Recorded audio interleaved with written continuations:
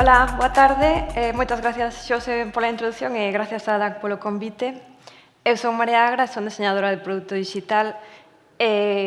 Como dixo Xose, levo moitos anos en Londres xa e para min é unha honra poder estar na miña cidade natal falando do meu traballo. O título da miña charla é Web3 e deseño centrado no usuario na época do blockchain e dos NFTs. Este é un campo no que levo traballando nos últimos 3 anos, pero facendo un pouco de retrospectiva, a miña carreira no deseño digital comeza no ano 2018, cando entro a traballar na xencia Keep Thinking, que ten un software de manexo de coleccións e arquivos. Este é o software que se chama QI, e traballei tanto no deseño do software en sí, como en diferentes webs para estas coleccións e arquivos, como a Fleming Collection de arte escocés ou o Building Center de Londres. En 2020 entro a traballar en Verisart, que é unha startup cun produto que é un sistema de creación de certificados de autenticidade registrados na blockchain de Bitcoin. Cando entrei a traballar ali, pois era un produto algo semellante ao anterior de Keep Thinking, que tiña este componente de manexo de inventario. Este é un dos certificados que facíamos, que ten este aspecto así esquemórfico de certificado de papel. Este era o sistema en sí. Estando traballando en Verisart, pois no 2021 foi o boom no mercado dos NFTs, e que seguramente teredes visto nas noticias con titulares deste tipo sobre os altos prezos que estaban a cadar. Por exemplo, o NFT de Beeple, que se vendeu por 69 millóns de dólares. E como diferentes famosos pois estaban a comprar estes bens digitais. En medio de todo este ruido mediático, o que hai detrás e no que traballo actualmente pois é Web3, que é a visión dunha nova iteración de Internet que incorpora o uso da tecnoloxía de cadea de bloques ou blockchain e que leva con sí conceptos como a descentralización e a economía de tokens. Como cronoloxía desta nova web, pois a primeira e antiga web 1.0 pois era unha web na que o usuario se podía consumir pasivamente, é unha web de solo lectura e que, en canto se refire a anos, pois foi a web dos anos 90 ata arredor do 2004, cando aparece a explosión dos blogs e do contido creado polos usuarios. Esta é a web que temos actualmente, unha web de lectura e escritura na que os usuarios pois poden tanto crear contidos como compartilos, etc. E o contido creado por os usuarios é o rei. A web 3.0, que incorpora o uso de blockchain, pois é unha web que, ademais de ler e escribir, permite a propiedade de bens digitais, e que comeza pois arredor de 2020 e 2021.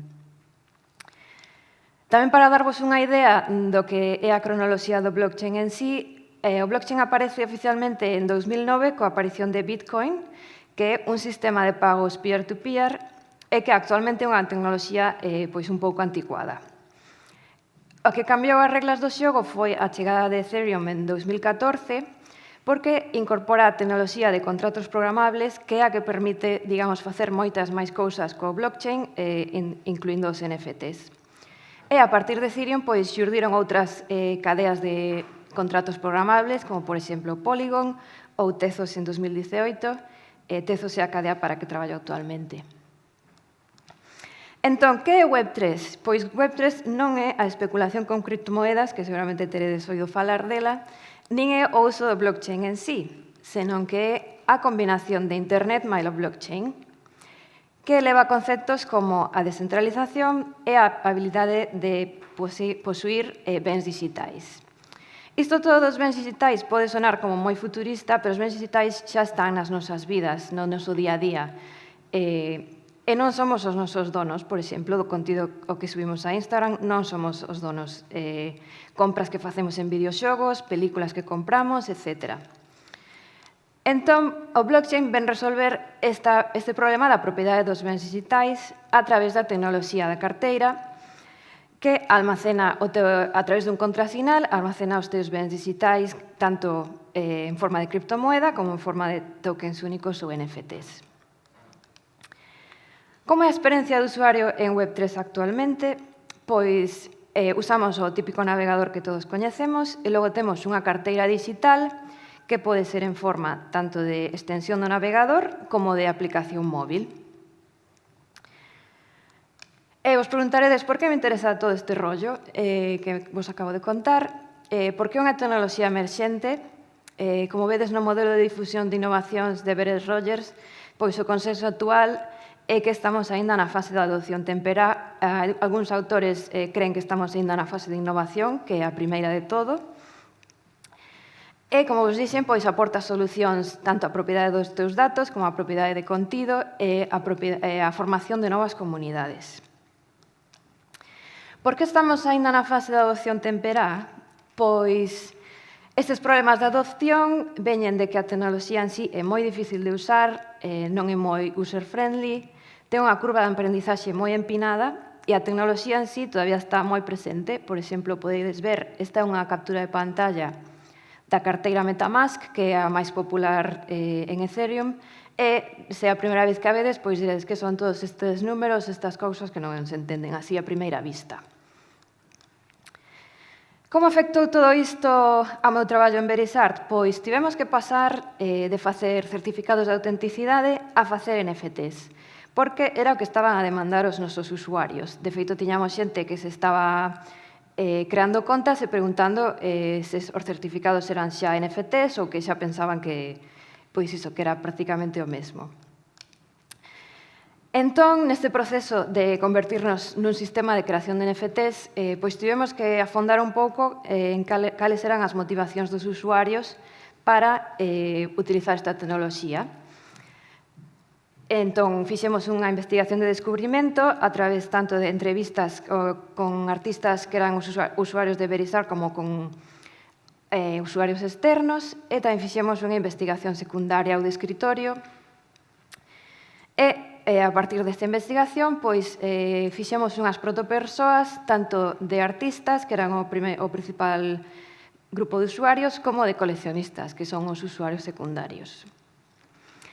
A conclusión a que chegamos é que, a través do uso de NFTs, o que os artistas estaban intentando facer, pois era o mesmo que estaban intentando resolver creando certificados de autenticidade, e que é realmente vender a súa obra artística. En canto ao deseño do sistema de Verisart en sí, tivemos que adaptarnos moi rapidamente e reutilizar componentes que xa tiñamos. Se vedes aí á esquerda, temos o formulario de creación do certificado de autenticidade e, xusto ao lado, o formulario de creación de NFTs, no que intentamos reutilizar os maiores componentes posibles simplemente para facer o desenvolvemento moito máis áxil. E engadimos diferentes paneis coas requerimentos para a creación de NFTs, como, por exemplo, arriba de todo tedes a selección de carteira, o seguinte panel é a selección de cadea, porque tiñamos soporte, en principio, só para Ethereum e despois tamén para Polygon, o formulario de reparto de royalties, que é unha das partes claves da creación da tecnoloxía NFT en sí, que permite que os artistas reciban royalties en ventas secundarias. E, por último, ao último módulo, datos que son só parte do certificado e que non están registrados en cadea, e nos que era moi importante comunicar que estes datos sí son editables, porque a tecnoloxía da blockchain permite escribir, pero non permite editar, só borrar. O feito de que non permita editar, só borrar, pois fai que as interaccións o momento de enviar información á cadea, pois xere un pouco de ansiedade nos usuarios e quixemos axudalos a tomar decisións nestes momentos, que, ademais de ser a ansiedade pola complexidade da tecnoloxía en sí, pois levan tamén un custo económico en forma de gas, que é a tarifa que hai que pagar para usar a rede. Pois creamos no momento de crear o NFT, fixemos esta modal que ten os diferentes pasos que hai que seguir e un pouco de información adicional que axuda a entender cal é a interacción coa carteira, que neste caso é a extensión do navegador. E tamén, pois, evitando deixar puntos mortos no recorrido do usuario, como, por exemplo, se non hai suficientes fondos para cubrir a transacción, pois dar opcións tanto de conseguir máis moeda ou usar outra cadea como Polygon que ten tarifas máis baixas. Unha vez fixemos todos estes cambios no sistema, levamos a cabo un estudo de observación para validar o resultado. O que fixemos foi invitar a varios usuarios a crear un NFT e nos observamos como facían e os problemas que atopaban. Os puntos principais foron que só ter soporte para Ethereum naquel momento pois facía que o produto non fose moi atractivo porque as taxas de gas ás veces eran demasiado caras. A pesar dos nosos esforzos na creación de soporte para os usuarios en forma de modais, etc., ainda atopábamos dificultades para comprender o uso de MetaMask e tamén atopamos algúns erros que tiñamos que resolver. Por exemplo, se se premia en acelerar a transacción na carteira, pois provocaba un fallo na nosa interface. En outros momentos nos que a transacción si fora exitosa, pois a nosa interface fallaba en tranquilizar os usuarios de que as cousas foran ben. Entón, estas son cousas que traballamos despois, pero tamén, ademais de adaptar o noso sistema de creación de certificados, tivemos que adaptar o deseño do noso segundo produto, que era unha app para Shopify, que é unha plataforma de e-commerce, e que de maneira moi semellante tivemos que usar o sistema de deseño Polaris existente para que os usuarios poidesen crear NFTs nas súas tendas. Pois, por exemplo, engadindo formularios de reparto de royalties, de creación de contratos intelixentes ou de token gates, e usando o sistema de alertas existente en Polaris para indicar claramente que transaccións teñen un custo e logo non se poden editar. Tamén tivemos que traballar en como os usuarios finais, os compradores, reciben e reclaman os seus NFTs. O pago en Shopify podíase facer tanto en criptomoeda como con tarxeta de crédito e a partir do pago, se se completa correctamente, pois reciben un email de confirmación. Se pagan en criptomoeda, pois poden ir directamente á nosa app e ver o panel de control dos seus NFTs e ali poden reclamalo e velo tamén. E se pagan con tarxeta, pois necesitamos a súa dirección da carteira. Entón, pois hai un paso intermedio en que teñen que conectar a súa carteira de Ethereum, neste caso vedes que é MetaMask, e finalmente pois poden acceder ao seu NFT. Tamén, con todos estes cambios no sistema, pois tivemos que facer un redeseño do certificado que quedara desactualizado, principalmente porque o modelo mental era incorrecto debido a que o antigo certificado só representaba obxectos físicos, neste caso obras de arte, mentres que os NFTs son obxectos puramente digitais.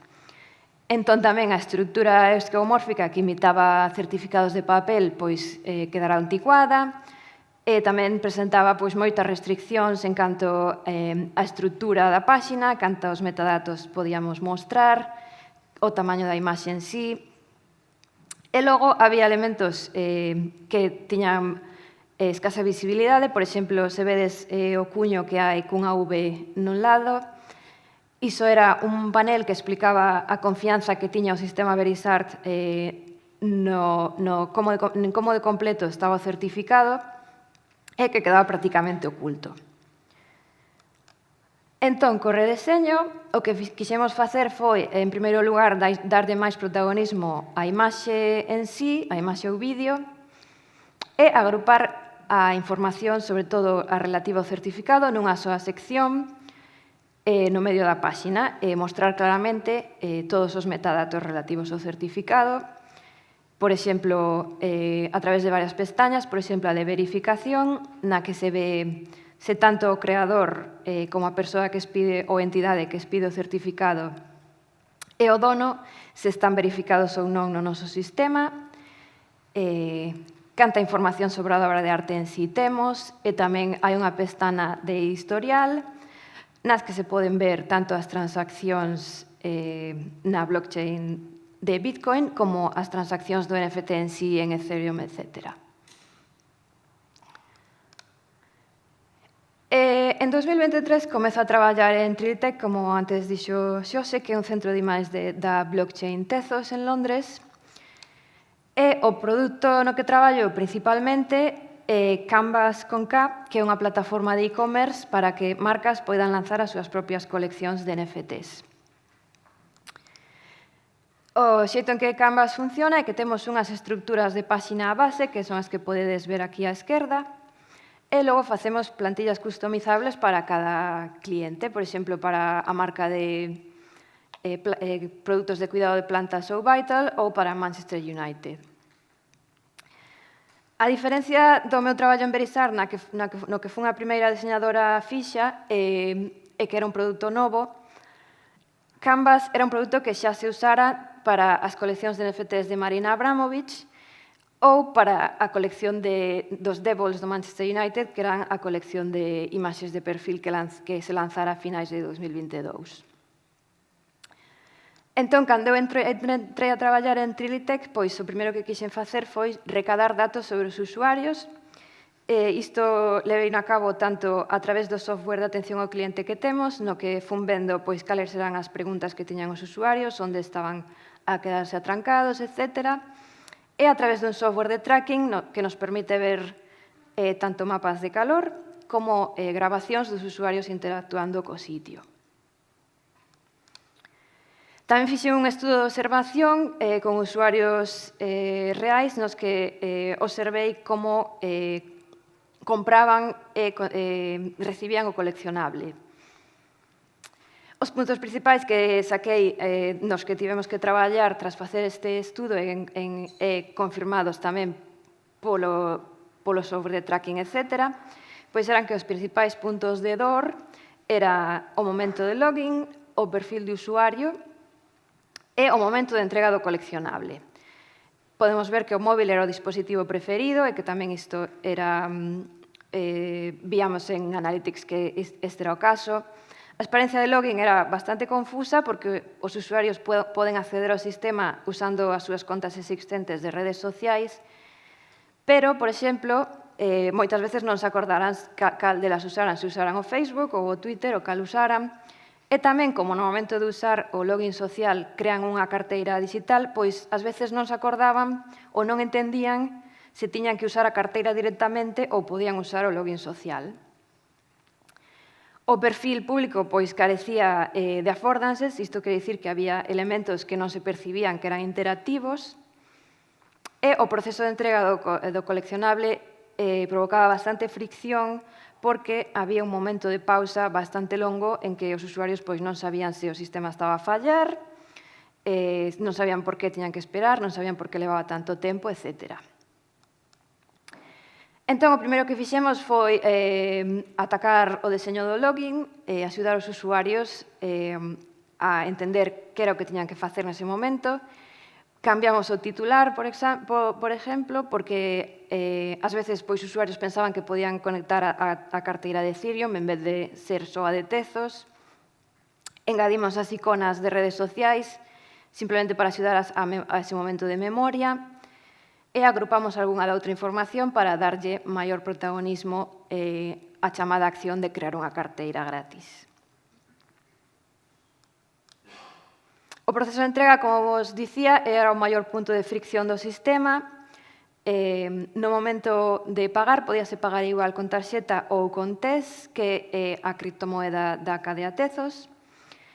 E unha vez o pago se completaba, pois se pasaba unha pantalla de entrega en progreso que a nivel do que estaba a pasar no blockchain era que a transacción se estaba a completar e a registrar en cadea. Sin embargo, pois o usuario final non entendía, non tiña visibilidade sobre isto, entón, pois se preguntaba que pasaba. E, finalmente, chegaba o momento de entrega completada e podese ver o coleccionable no perfil. Pois tivemos varias discusións co noso equipo de enxeñeiros e chegamos a un compromiso en que restamos protagonismo á interacción coa cadea en sí. O sistema de pago era exactamente o mismo, con tarxeta ou con TES, pero logo o seguinte paso xa era a pantalla de entrega completada. cando vas ao teu perfil, pois podes ver que o coleccionable que acabas de comprar pois ten unha etiquetiña que pon delivering, que quere dicir que a transacción na cadea está todavía en curso. Este é un pouco un compromiso porque a taxa de fracaso das transaccións é moi pequena, é menor a un 2%, creemos que pagaba a pena pois, asumir ese 2% e resolvelo de maneira manual antes que comprometer a experiencia para o resto dos usuarios. Outro punto a traballar pois, era o perfil de usuario, cun deseño que estaba a causar confusión, sobre todo esta drop-down que tiñamos no medio, que tiña a dirección da carteira e estas accións de copiar a dirección e ver no explorador da cadea, etc., que para o noso grupo de usuarios, que son usuarios que non están moi acostumados a usar blockchain, pois eran bastante confusas. Ademais, pois tiñamos bastante espacio na parte de arriba que estaba un pouco mal gastado porque tiñamos tanto un nome de usuario bastante grande como pois unha imaxe do perfil e máis a red social que usaran para conectarse, etc. Por que fora diseñado así este perfil? Pois porque fora diseñado usando un modelo de perfil público. Este que vos estou a enseñar aquí é de OpenSea, que é unha das maiores plataformas de venta de NFTs, nas que os perfis de usuarios son navegables.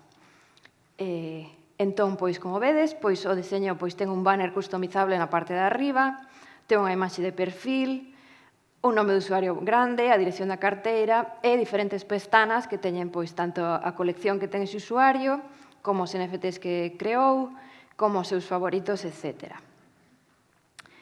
Entón, en canto ao noso redeseño, pois, o noso obxectivo foi optimizar este perfil para usuarios que teñen coleccionables de varias coleccións desa marca. Por exemplo, aquí no Manchester United, pois hai coleccións, por exemplo, as de Collect United, que hai varias, hai a da tempada 22-23, a da tempada 23-24, e coleccións como os Devils que mencionei anteriormente, que eran as imaxes de perfil e que dan beneficios aos usuarios que as teñen. Entón, pois fixemos estas carpetas para as distintas coleccións e tamén unha páxina de colección na que se pode ver unha pequena descripción e os coleccionables que ese usuario ten. Este era un pouco do que vos quería falar hoxe.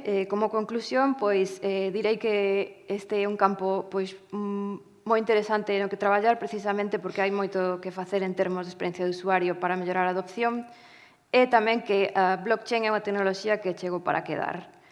Pois nada máis. Moitas grazas.